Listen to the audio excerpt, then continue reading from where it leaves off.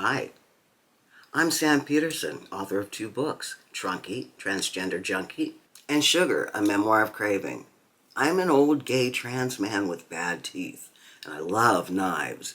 And I'm not here to rate them or tell you about the newest, the bestest, the fastest, the kapowest. I'm here to queerly share my queer love of knives with you. Well, that was fun. I went to print today's spiel, and it was gone, eaten by the gods of Word document, which, whom, as you know, need a sacrifice every once in a while. So, let me start anew. Wide-ass knives. Wide-ass knives. Is this a fad? Is this my thing? Or is this the future of blades to be? I recently got a Kubi Tityus. I looked it up, and you're supposed to call it Tityus. I guess it's Greek. Tityus. I recently got, God, I'm so excited about that. I recently got the Kubi Tityus, and I noticed that I have several similar handle shapes. First, let's look at this thing. It's green. I can't decide if I like the color or not, but it's here all right. It's very green. I'm thinking that in the future, when I have a money-making gig, like in April, I'm going to be in a play, a staged performance about trans people in the South, and that is a paying gig.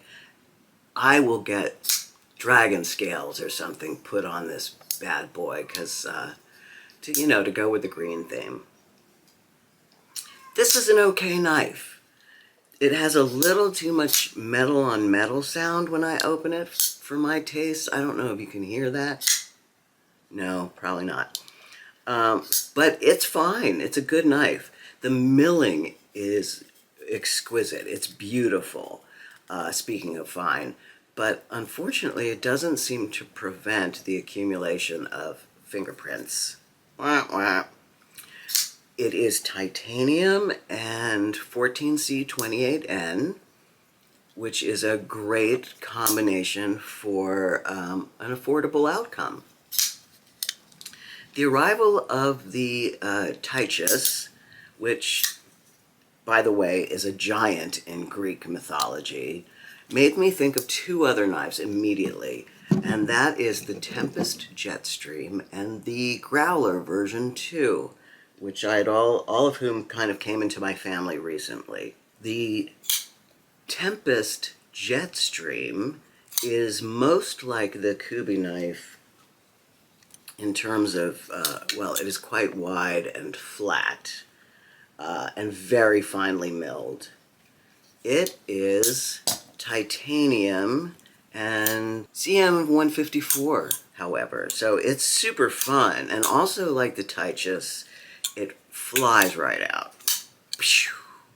Only it makes a sort of a deeper, more satisfying schnuck. It's not a snick, it's more of a basso profundo snuck. The milling, as I said, is even finer, which makes it beautiful. It's really a good-looking knife, but almost useless in terms of grip. It does help. It does give a little help to the grip. The Tityus, I'm never going to get used to saying that. The Tityus, it runs $100 on Blade HQ right now, so that's a freaking deal. That is a fucking deal. $100.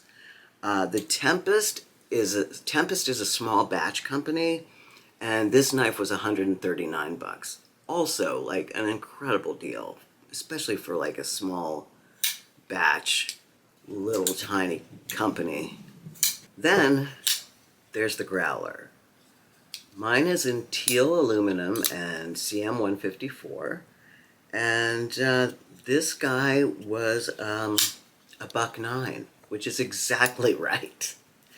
I believe that the Growler was OEM'd by Kubi, and there are a lot of similarities in build quality with the Tityus.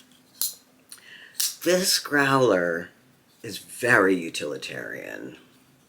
Definitely made for work, more than its visual kin here. It's very plain, and the aluminum says, get to work. Like, and I'm like, I'll get to it, Growler. It's not due till Thursday. Jeez. Definitely that kind of vibe. I'm a huge Devo fan, but this might be my least favorite knife that I have of theirs. I might like it more in titanium, right? Then there's Kaiser, who never met a fat boy they didn't like. Only all their wide ones are cleavers or sheep's foot. Look at these boys. Psh, psh, psh, psh. Look at these guys. The Sheepdog and the Towser S are lovely knives. Great example. Fine members, outstanding members of the wide-ass pantheon. I also thought of Giant Mouse and Quiet Carry, both of whom are in very different levels than those, both the Kaiser and all my previous knives. Aesthetically, Giant Mouse is like salvage denim from an original mill. Very tough, very chic, a little pricey, built to last a lifetime. Quiet Carry invokes a more of a sort of bespoke wool suit vibe. Here, take a look here. Grounded in antique visual cues, still very modern and great for the office. All the Giant Mouse knives, I always want to say giant mice, all the Giant Mouse mice vibes, knife vibes I have are overlarge, friendly, melt in your hand kind of knives. I know that people used to gripe about Italian quality. Well, they can shut it. That was really aggressive with my knife. They can shut it. These are such incredible examples of contemporary European design, so elevated, really well-built knives. I can't speak to the quality of the steel, I can't. But for my usage, it is fine, if not fantastic. Quiet knives, that's the assassin company. Quiet Carry makes some of the most beautiful knives on the planet. Their wide boys are the Drift and the 9, which this is. This is the 9. Very elevated design language as well. If it was a person, I would want to date it, but they would be out of my league. So that's a little overview of some of my wide knives. Apparently I like my knives like I like my men. Thick, well-built, smart, and hopefully under $150. I love wide blades, and I love you. You got something on your face there, though, honey. My buddy, my pal. See you next week. Bye-bye. Oh, that was good.